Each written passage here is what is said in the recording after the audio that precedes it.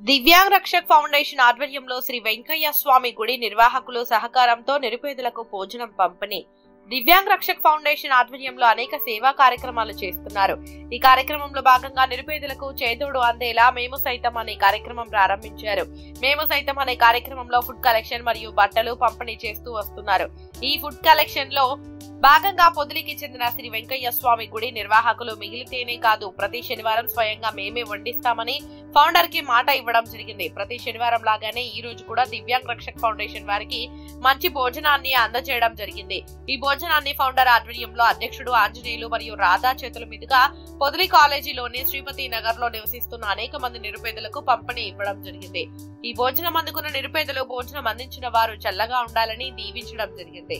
దీని సందర్భంగా ఫౌండర్ నరసింహారావు మాట్లాడుతూ మిగతా వారు కూడా మీ వంతు సహాయంగా నెలకు ఒక్కసారైనా నిరుపేదలకు యాచకులకు భోజనం వసతి కల్పించాలని, అన్నం పరబ్రహ్మ స్వరూపం కనుక మీరు పెట్టే ప్రతి మెతుకు దేవునికి చెందుతుందని తెలియజేయడం జరిగింది. ఈ కార్యక్రమంలో ఫౌండర్ నరసింహారావు మరియు రాధా, ఆంజనేయులు తదితరులు పాల్గొన్నారు.